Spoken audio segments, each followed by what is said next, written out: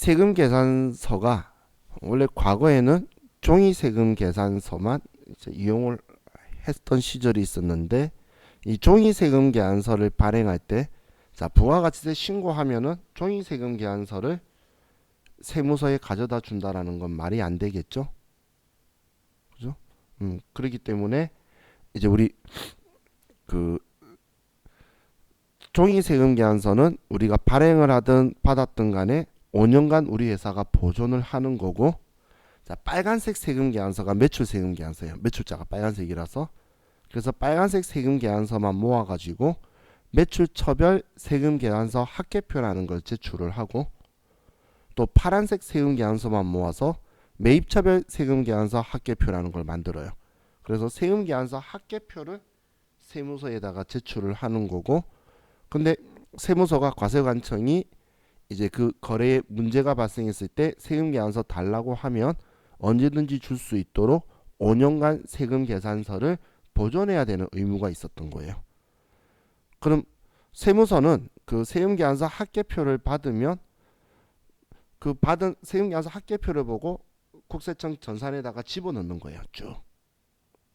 그럼 집어넣으면 이제 매출자 거, 매입자 거가 두 개가 다 들어오게 되겠죠. 그래서 두 개가 일치하면 패스고, 둘 중 하나만 있으면 한쪽이 신고를 안 한 거잖아요. 그럼 그 사람을 찾아가는 방식을 썼다는 거예요. 그런데 이거 너무 비효율적이고 힘들다 보니까 이제 전자세금 계산서 제도를 이제 활성화시키기 위해서 이제 국가가 처음에는 전자세금 계산서 제도를 만들어서 이메일로 보내면 거래 상대방이 그 거래 금액을 확인하고 승인 눌러주고, 그러면 이제 그 세금 계산서 발행한 사람이 국세청에 그 정보를 전송하는 제도를 가지고 이제 시작을 했어요. 근데 사람들이 생각보다 잘 안 하는 거야. 원래 얘것을 받아들이려면 좀 힘들죠. 그래서 왜 안 해주는지를 조사해 봤더니, 그때 당시에 전자세금 계산서 발행하는 데에 비용이 200원이 들어갔어요. 한 건당. 그러니까 이제 전자세금 계산서 발급하는 비용이 부담되어서라는 또 사업자들의 거짓말에 놀아난 거죠. 왜냐하면 등기로 보내도 등기비가 그거보다 비쌌는데, 그런데 사람들이 이제 그것 때문이다라고 이제 그 여론조사 설문조사하고 하는데 들어갔었나 봐요. 그러니까 이제 국가가 과세관청이 그럼 전자세금 계산서 제도로 이걸 유도하기 위해서 이제 방법을 써야 되겠죠. 그래서 그 200원이 부담된다면 그 200원 우리가 전자세금 계산서 발행 세액공제로 200원씩 세액공제 줄게. 발행 한 건당 200원씩. 1년간 100만 원 한도로 이렇게 해서 꼬신 거예요. 점점. 그러면서 처음에 원래 과세관청은 갑자기 뭘 하지 마라 이렇게 말 안 해요.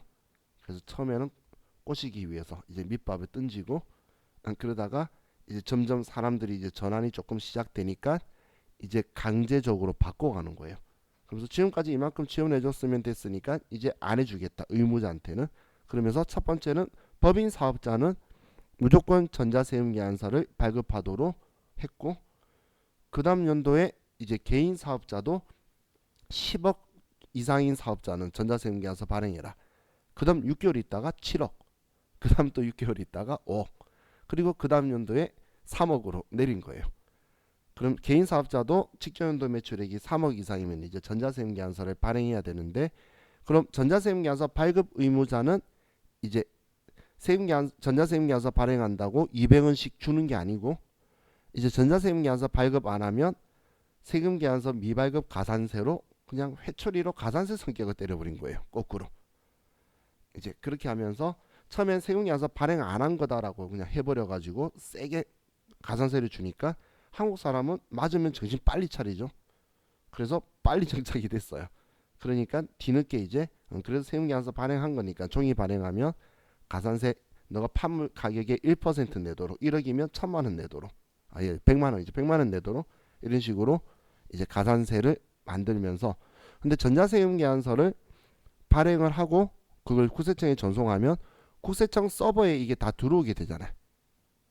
그럼 굳이 세금 계산서 합계표를 받아서 전산에 입력해 줄 필요가 없겠죠.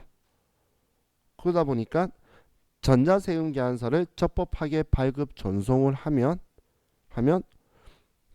그 세금 계산서 합계표 제출하는 의무를 면제시켜 준 거예요.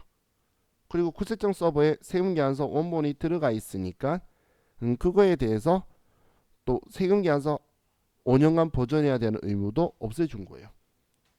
그럼 사업자의 입장에서는 세금계산서 합계표를 제출 안 해도 되니까 세금계산서만 발행하면 전자로만 하면 끝나니까 훨씬 더 편리하게 되겠죠. 그러면서 이 전자세금계산서 제도가 좀 더 활성화됐어요. 그 활성화된 것 중에 하나가 매입차별 세금계산서 합계표인데 개인 사업자가 법인 사업자한테 물건 납품하고 세금계산서를 발행했어요.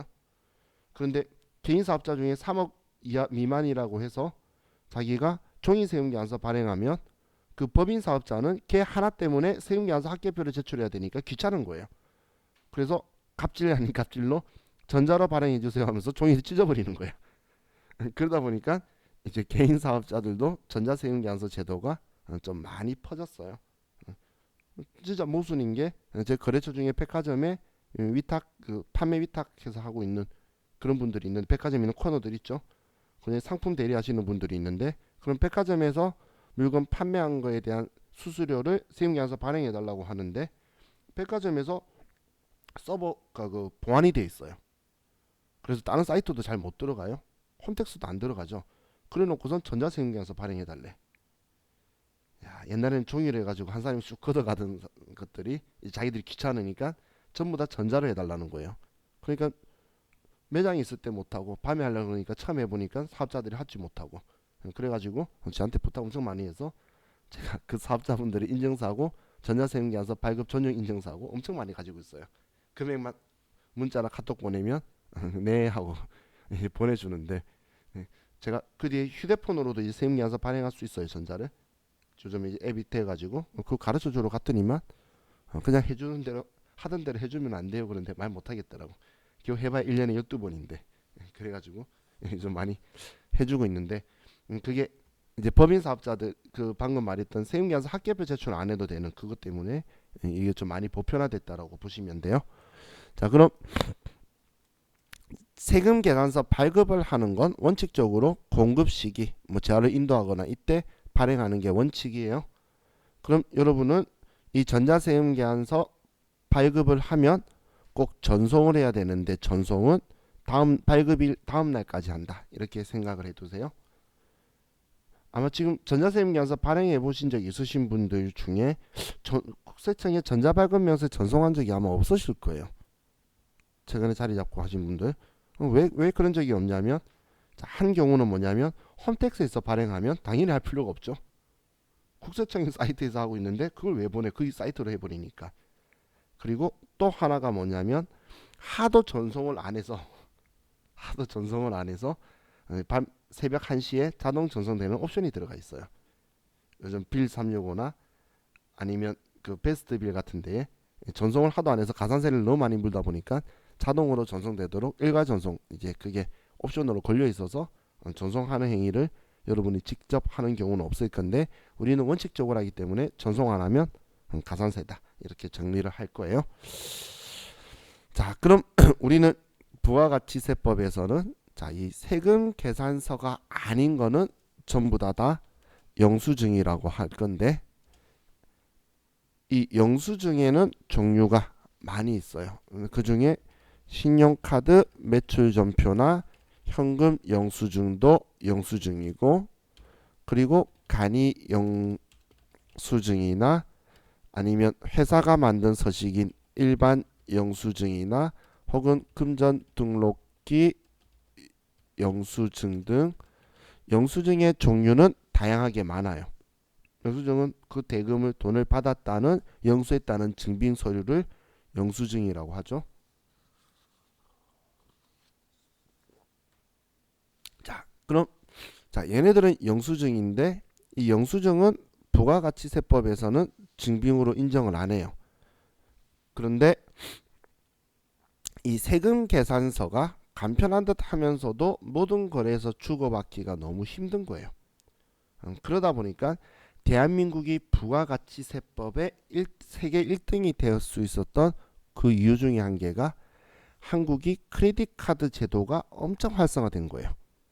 정말 우리가 원하지 않게 활성화가 팍 됐어요. 왜냐면 크레딧 카드 제도가 우리나라에 들어오고 나서 IMF가 터졌는데 활성화시키는 걸 금융기관들이 원해서 IMF 때 취직되신 분들이 전부 다 카드 발급하러 다닌 거예요. 그래서 아는 사람 도와준다고 저도 대학생 때인데 카드 4개 있었어요.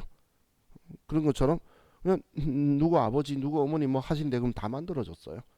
그러다 보니까 카드가 엄청 보급됐는데 그때 당시에는 카드가 그 아빈이라는 걸 가지고 썼어요. 종이 3장이 있는데 거기에 두루룩 하는 걸 누르거나 아니면 볼펜으로 읽으면 이 뒤쪽에 이제 똑같이 우리 먹지처럼 이렇게 되면 한 장은 카드 주인한테 주고 결제된 금액을, 한 장은 우리 가게 사무실이 가지고, 한 장은 이제 저녁에 우리 회계 담당자들이 은행 가서 그걸 넣고 왔어요.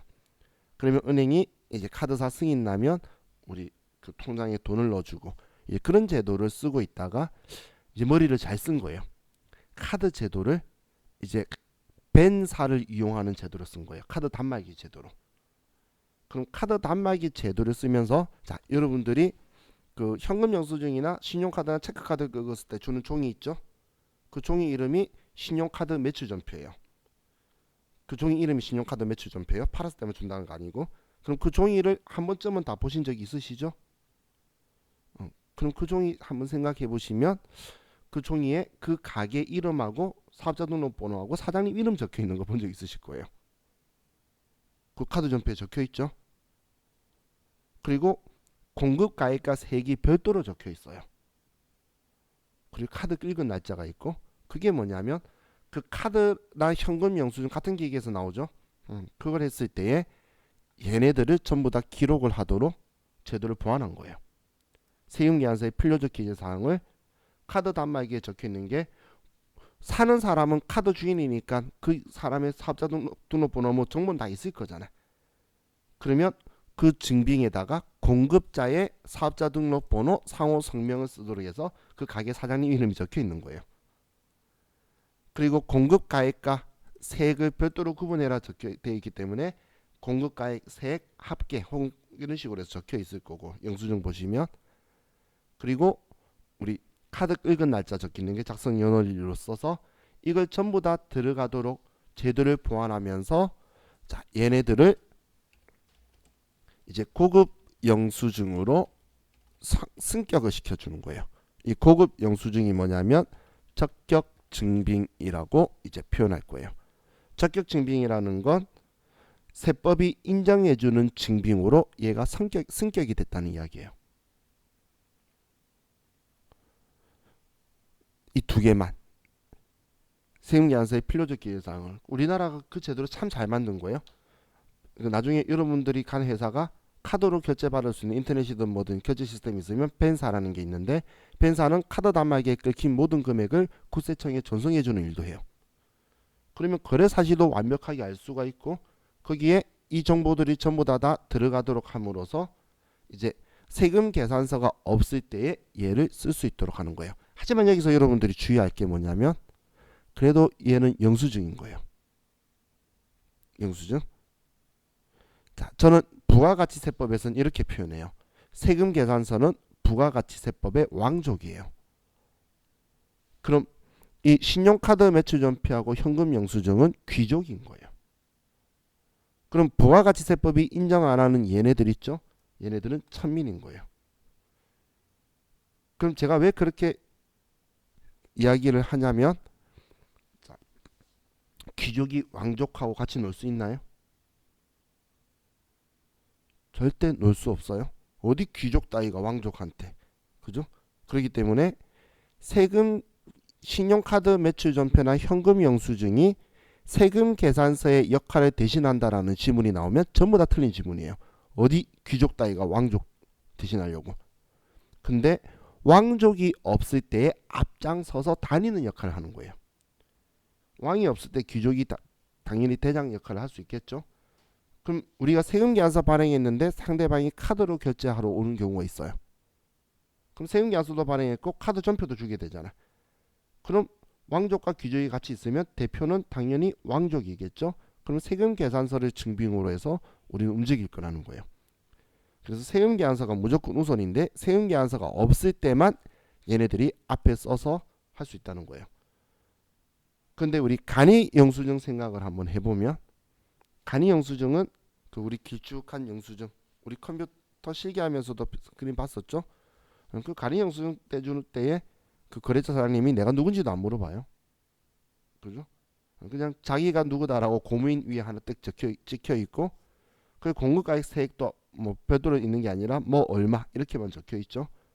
이거는 그냥 영수증 역할만 되는 거지 부가가치세법상의 적격 증빙으로 못 들어온다는 거예요. 자, 지금 우리 부가가치세법 하는 거죠.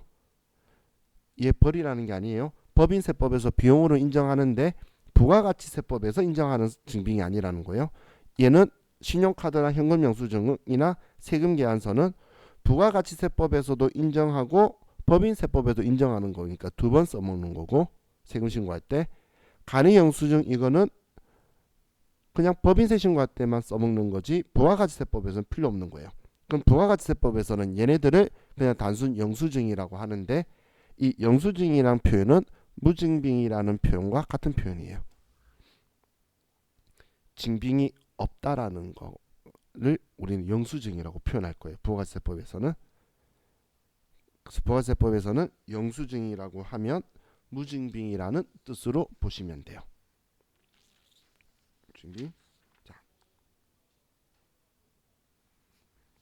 그럼 이제 우리 교재에 아래에 영수증이라고 적혀 있는데, 근데 영수증은 공급받는 자 등록번호나 부가세 별도로 구분 기재하지 않은 세금계산서의 필요적 기재사항을 하지 않는 게 영수증인데, 자, 이 영수증은 우리 발행을 할 수 있는 사업자들이 있는데, 자, 여기 두 군데에서 차이점이 있는 게 뭐냐면 위에는 지금 여기 기억에 적혀 있는 곳 이 중에 소매업이라든지 아니면 변호사, 회계사나 이런 사람들은 처음부터 세금계산서 발행해줄까요? 할 필요 없어요. 그냥 일반 영수증 발행해줘도 되는데 상대방이 사업자 등록증을 제시하면서 세금계산서 발급 요구하면 해줄 수 있는 거예요.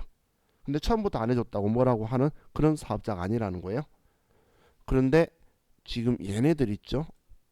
얘네들 같은 경우는 세금계산서를 발급을 못하는 애들이에요. 하면 안 되는 업종이에요. 그래서 영수증만 발급할 수 있는 업자들이에요. 뭐 어떻게든 첫 시작할 때부터 세금계산서 발급 안 해줘도 되는 그런 업자들이 우리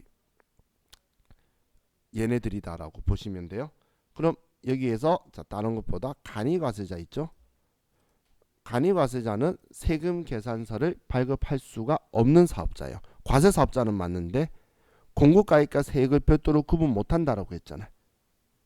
그럼 공급가액과 세액을 별도로 구분 못한다는 건 자, 이 사업자는 우리는 세금계산서를 발급할 능력이 없으므로 세금계산서 발급을 할 수가 없어요. 과세사업자는 아니 간이과세자는.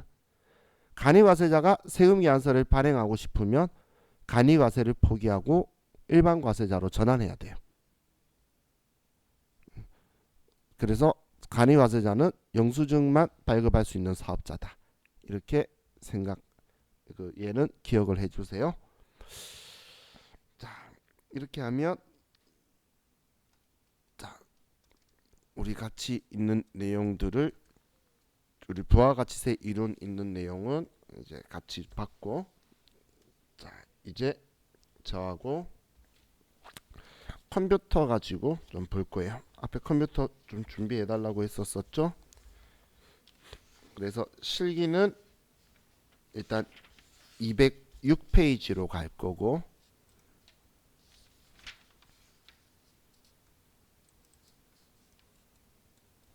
사장이에요.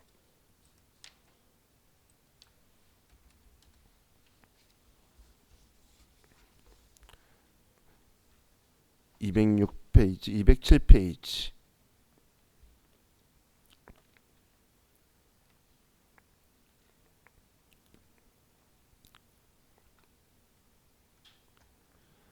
자, 그리고 스마트 A 프로그램은 이제 우리 지금 4장 할 거니까 3003번에 3장 완료. 3장 완료. 지금 이제 우리 4장 할 거니까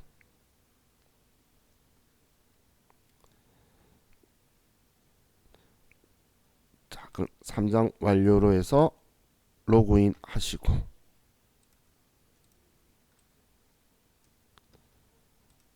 자 이제 준비되셨나요?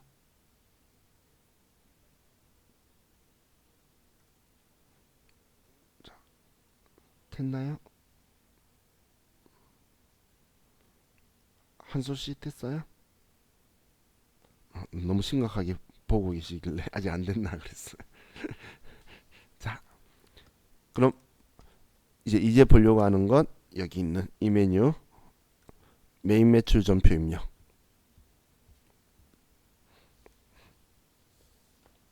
자, 이 메인 매출 전표 입력을 클릭을 하시고, 자 이제 이 메뉴에 대해서 설명을 드릴게요. 자, 먼저 날짜 쓰는 방법은 일반 전표하고 똑같아요. 1월 1일만 쓸 거면 1월 1일이다.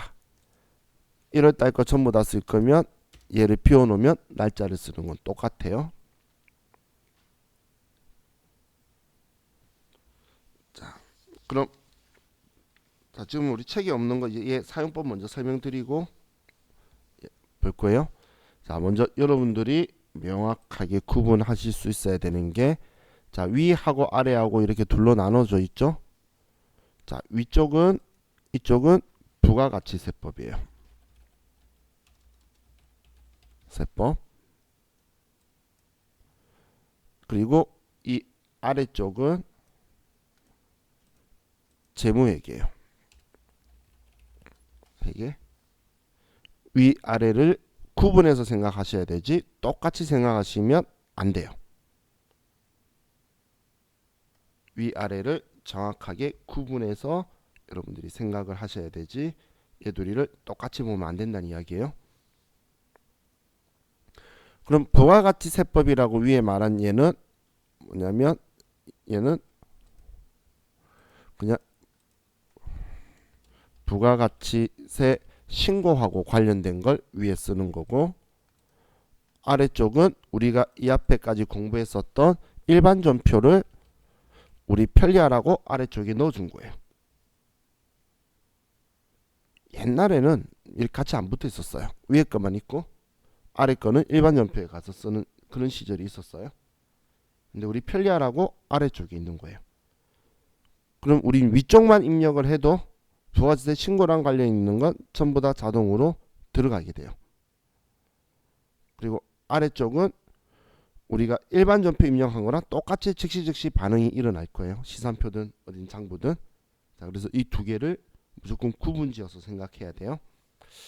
자, 그럼 지금 우리 메인 매출 전표가 열려 있으시면 일단 우리 전체 메뉴를 눌러서, 자, 전체 메뉴 클릭해서 여기 아래에 부가가치세 신고서라는 걸 한번 클릭을 해 볼게요. 부가가치세 신고서 클릭을 해서,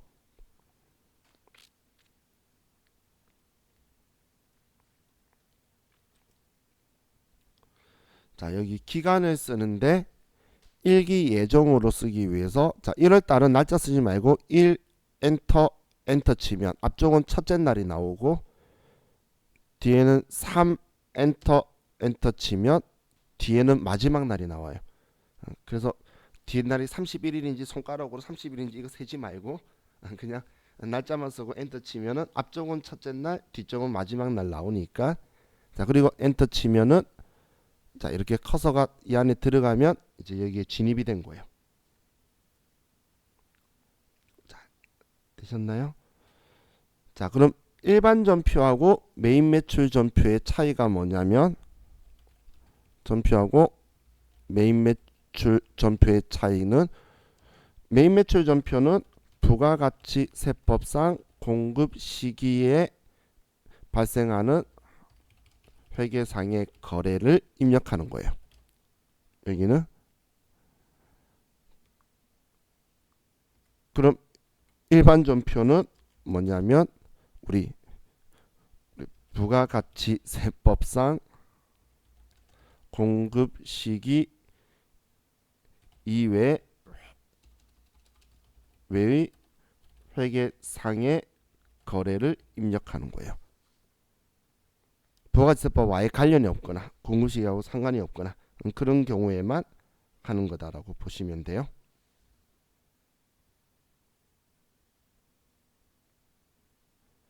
자, 그럼 자, 지금 메인 매출 전표가 부가가치세법상 공급시기라고 제가 표현했는데 이 말을 다른 말로 하면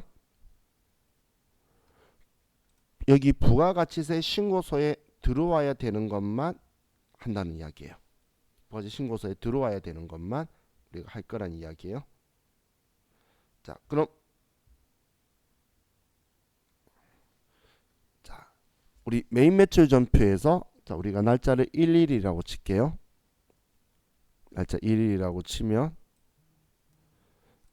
자, 여기에 매출 매입이라고 적혀 있는 번호들이 있죠.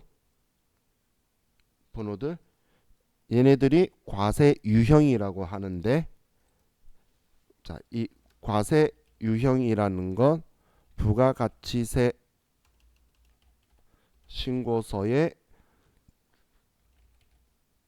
입력하는 칸을 결정하는 거예요.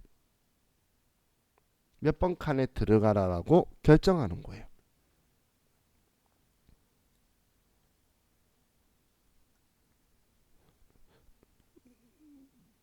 자, 그럼 여기에서 우리가 그냥 숫자로 11번이라고 한번 쳐볼게요. 11번 숫자 11번이라고 제가 쳤어요. 자, 그리고 그냥 쭉 엔터 치시고 품목수란 단간 빼고 공급가액에 100만원이다고 1 플러스 플러스라고 치고 거래처는 F2번 누르고 그냥 코디 나라 그리고 그냥 엔터 치면 끝난 거예요. 아래쪽은 안 쓰고 위에만 다 썼어요. 이렇게만. 자, 여기까지 되셨나요? 자, 영주씨 됐어요? 자, 그럼 이제 우리 부가가치세 신고서를 한번 클릭하시고 자, 이 그림에서 F12번을 눌러보세요. F12번이 세로 고침이에요. F12번이 세로 고침이에요. 그러니까 1번 칸에 금액이 들어갔죠. 그럼 11번이란 애는 우리 매출 중에서 과세 거래 10% 중에 세금계산서 발행한 것만 11번 써야겠네. 이렇게 생각하시면 돼요. 그럼 다시 우리 메인 매출 전표 클릭해서 얘 번호만 12번으로 바꿔볼게요. 얘만 12번 얘만 12번으로 바꿔보는 거예요. 번호만 12번으로 바꿨죠. 그러면 부가가치세 신고서로 또 가서 부가가치 신고서로 가서 F12번 눌러보시면 얘가 위치가 5번으로 바뀌었죠. F12번 눌러보면 지금 이 과세 유형은 부가가치세 신고서에 어디에 들어가라는 이제 명령어다라고 보시면 돼요. 근데 위에 있는 이 상단부에 쓰니까 자, 우리 전체 메뉴 클릭을 해서 세금 계산서 합계표라는 거에 들어가 볼게요. 바로 아래에 세금 계산서 합계표라고 하는 거에 들어가서 똑같이 1월부터 3월이라고 쓰면 1월부터 3월이라고 쓰면 여기에 금액이 코디나랗게 들어오죠. 지금 우리가 입력한 거는 여기 상단부만 입력했는데 부가가치세 신고하고 관련 있는 것들은 전부 다 작성이 된다는 이야기예요. 그래서 위 상단부는 부가가치세 신고하고 관련 있다고 보시면 되고 아래쪽은 일반 전표 분개하는 거예요. 분개. 그렇게 여러분들이 구분을 명확하게 지으셔야 돼요. 그냥 신고서만 작성하고 부가가치 신고만 하려고 그러면 아래 분개할 필요 없는 거예요. 위에만 쭉 입력하면 알아서 다 들어가게 돼요. 지금 우리 위에만 썼는데 여기도 들어오고 여기도 들어오잖아요. 그죠? 카드 썼다라고 하면 카드 쪽에도 들어가요. 그런 것처럼 자, 우리는 지금 이 메인 매출 전표의 과세 유형에 대해서 먼저 저와 같이 공부를 해야 되는데 자, 이 과세유형은 지금 여기에 들어가는 명령어라 그랬죠. 근데 부가가치세 신고서가 어떻게 나눠져 있냐면 증빙 서류에 따라서 나눠져 있어요. 자, 그냥 대략적으로 보면 매출 중에서 10%인 과세 중에 세금 계산서다, 신용카드나 현금 영수증이다, 기타는 영수증 없다. 영세일 중에 세금 계산서다, 세금 계산서 아니다. 이런 식으로 되어 있는 거예요. 또 매입에서도 세금 계산서다, 아니면 세금 계산서 아니다. 14번. 또 14번을 여러분들이 더블 클릭 한번 해보시면 신용카드다. 뭐 이런 식으로. 지금 증빙에 따라서 얘네들이 나눠지게 되죠. 결국은 매출세액이다라고 들어오긴 들어올 건데 우리가 이 칸들이 이 과세 거래의 증빙 서류에 따라서 나눠져 있기 때문에 그럼 이 칸을 움직이라는 이 과세 유형이라서 이 과세 유형을 결정하는 방법은 과세 유형 결정 방법 첫 번째가 증빙 서류를 가지고 과세 유형을 결정하는 거예요. 증빙 서류를 가지고 이 과세 유형을 결정을 할 거예요.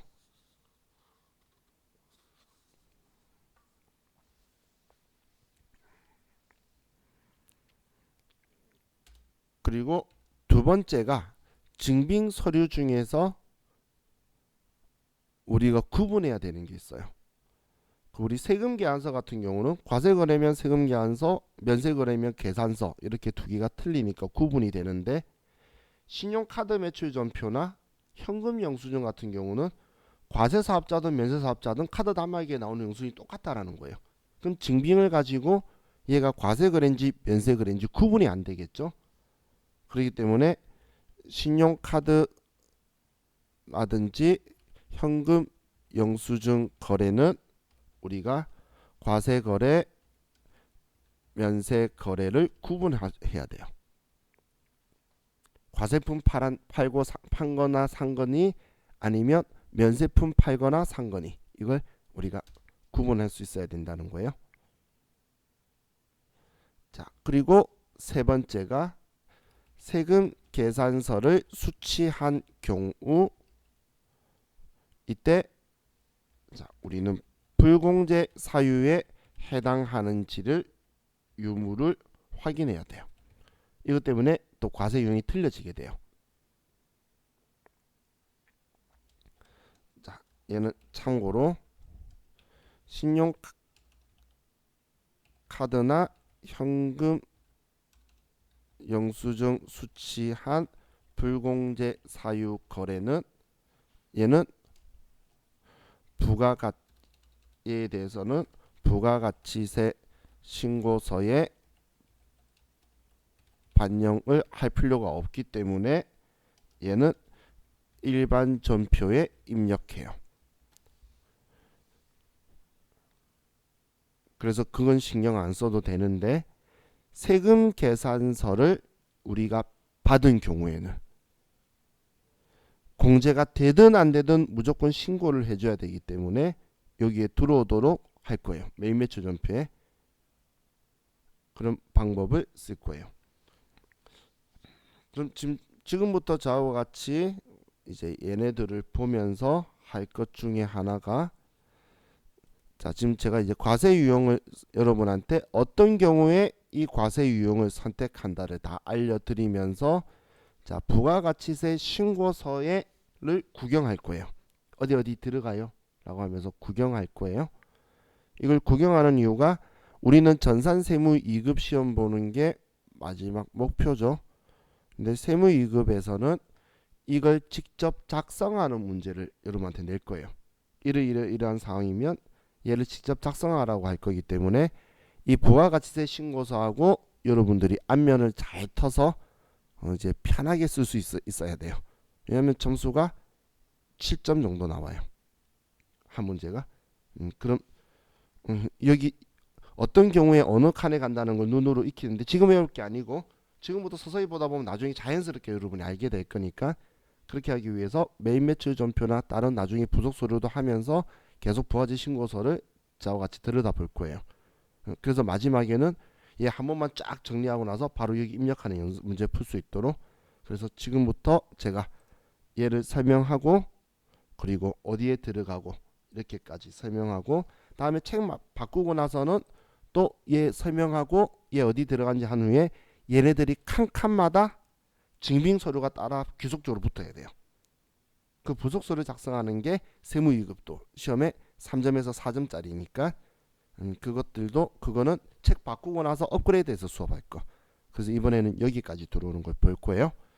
자, 그럼 이제 우리 과세 유형을 볼 건데 뭐 시작하자마자 바로 끝내야 될 것 같으니까 좀 쉬었다가 우리 보도록 할게요. 교재는 209페이지 해놓고 자 여기로 해두시면 돼요. 쉬었다 합시다.